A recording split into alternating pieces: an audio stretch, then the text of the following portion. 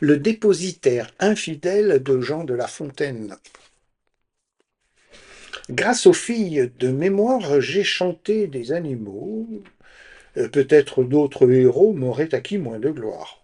Le loup en langue des dieux parle aux chiens dans mes ouvrages, les bêtes à qui mieux y font divers personnages, les uns fous, les autres sages, de telle sorte pourtant que les fous vont l'emportant. La mesure en est plus pleine. Je mets aussi sur la scène des trompeurs, des scélérats, des tyrans et des ingrats, mainte imprudente pécore, force sot, force flatteur. Je pourrais y joindre encore des légions de menteurs. Tout homme ment, dit le sage. S'il n'y mettait seulement que les gens du bas étage, on pourrait aucunement souffrir ce défaut aux hommes, mais que tous, tant que nous sommes, nous mentions, grands et petits, si quelque autre l'avait dit, je soutiendrais le contraire. Et même qui mentirait comme Ésope et comme Homère, un vrai menteur ne serait. Le doux charme de mensonges par leur bel art inventé, sous les habits du mensonge, nous offre la vérité. L'un et l'autre a fait un livre que je tiens digne de vivre sans fin, et plus s'il le peut. Comme eux, ne ment pas qui veut. Mais mentir comme sut faire un certain dépositaire payé par son propre mot est d'un méchant et d'un sot. Voici le fait. Un trafiquant de Perse, chez son voisin, s'en allant en commerce, mit en dépôt un sang de fer un jour. Mon fer, dit-il, quand il fut de retour. Votre fer? Il n'est plus. J'ai regretté de vous dire qu'un rat l'a mangé tout entier. J'en ai grondé mes gens, mais qu'y faire? Un grenier a toujours quelques trous. Le trafiquant admire un tel prodige et feint de le croire pourtant.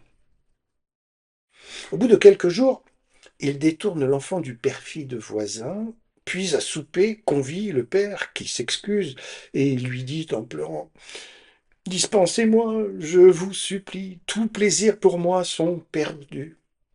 J'avais un fils, plus que ma vie, je n'ai que lui, que dis-je, hélas, je ne l'ai plus. On me l'a dérobé. Plaignez mon infortune. Le marchand reprit hier au soir, sur la brune, un chat huant s'en vint votre fils enlever. Vers un vieux bâtiment, je le lui vis porter. Le père dit: Comment voulez-vous que je croie qu'un hibou pût jamais emporter cette proie? Mon fils en un besoin eût pris le chat huant. Oh, je ne vous dirai point, reprit l'autre, comment, mais enfin, je l'ai vu de mes yeux, vous dis-je, et ne vois rien qui vous oblige d'en douter un moment après ce que je dis. Faut-il que vous trouviez étrange que les chats huants d'un pays où le quintal de fer par un seul rat se mange enlèvent un garçon pesant un demi-cent? L'autre vit où tendait cette feinte aventure. Il rendit le fer au marchand, qui lui rendit sa géniture. Même dispute advint entre deux voyageurs. L'un d'eux était de ces conteurs qui n'ont jamais rien vu qu'avec un microscope. Tout est géant chez eux. Écoutez-les, l'Europe, comme l'Afrique, aura des monstres à foison. Celui-ci se croyait l'hyperbole permise. J'ai vu, dit-il, un chou plus grand qu'une maison.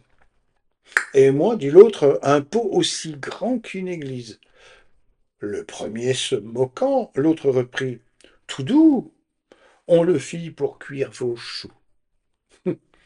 L'homme au pot fut plaisant, l'homme au fer fut habile. Quand l'absurde est outré, l'on lui fait trop d'honneur de vouloir par raison combattre son erreur. Enchérir est plus court, sans s'échauffer la bile.